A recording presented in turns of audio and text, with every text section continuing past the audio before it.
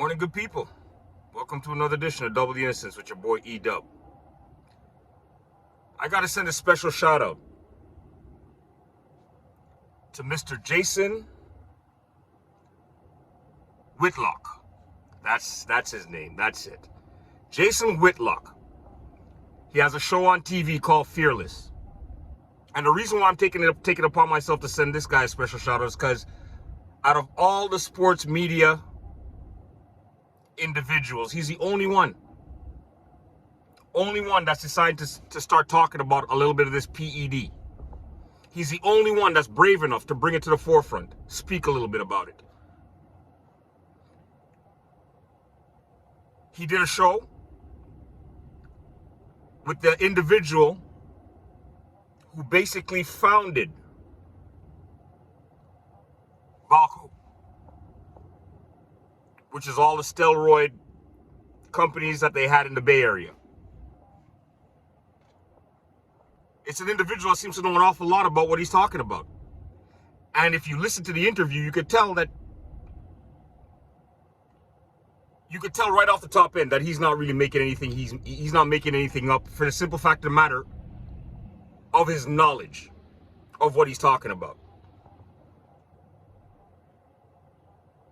He wasn't mixing any words. He wasn't mincing any words. He was telling you that the drug that they have in play right now, that the way in which they use it, that's the reason why it's not detected. He's letting you know that in the NBA, they only test them 4 times a year. He's letting you know all the ins and outs about it. He's the man that knows exactly what you have to do if you don't want to get caught. He's an individual that went to jail and spent a little bit of time for this. And now he's an individual that's coming out and saying, listen, this is what's actually happening in the sports world. Now, a lot of individuals could look at him and say he's lying. But until you listen to the interview, and I guarantee you, a lot of you individuals that might think that he might not be telling the truth, I guarantee you, once you listen to the interview and you hear how knowledgeable this guy is of what he's talking about, I think you'll be convinced that yes, where there's smoke, there has to be a little bit of fire. The part that kills me the most is you have a gentleman who is not only a player in the league, he is who they put as the face of the league. And his name is being called in this. Very, very regular. And you're going to tell me that there's nobody in the sports media that wants to really investigate this to find out how true it is? Or do you think that there's a possibility that a lot of those sports media individuals have a gag order on them where they're not allowed to talk about it? Where they've been told to stay away from this? That would make a little bit more sense, right?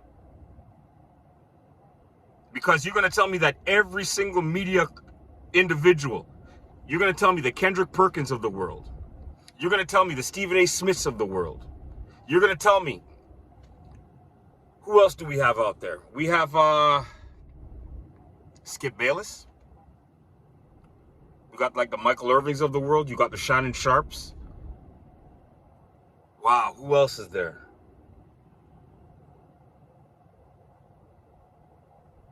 Yeah, you've got a whole bunch of them.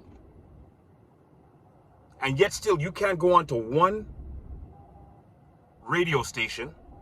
You can't go on to one TV station, First Take or anything like that, and hear them mention anything about the face of the league being connected to this PED situation.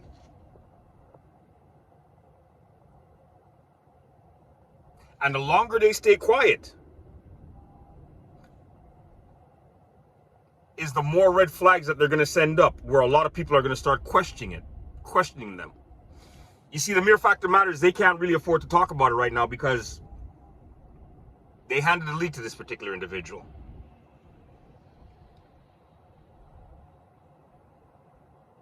They've carried this guy for God knows how many years. Now with this individual, of course, after you played 20 years in the league, you're going to break all kind of records. Why? Because you're the only individual that's actually played 20 years in the league. So records will be broken. There's no doubt in my mind about that.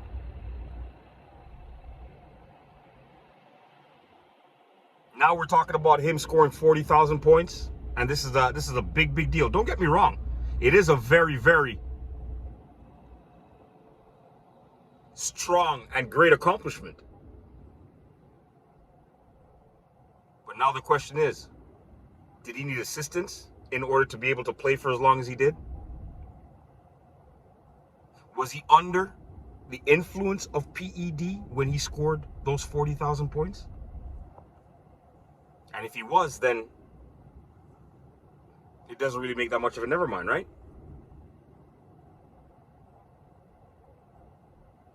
These are all things that people need to really sit down and think about. And then ask yourself the question. The face of the league is being connected with wrongdoing, and there's absolutely nobody that wants to cover this. I'm going to say it again. The face of the league is up to no good, wrongdoing, cheating, and there's absolutely nobody in the sports media that wants to cover this. Share, like, and subscribe, people. Double Innocence would like to know what you guys feel about this. And let me know, do you think that if there is that possibility that they do an investigation and he comes out being guilty,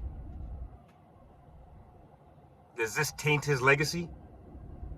Double Innocence with your boy E-Dubbies. O-U-T out. The walls are closing in there, Bron. The walls are closing in. Have yourself a blessed day, guys.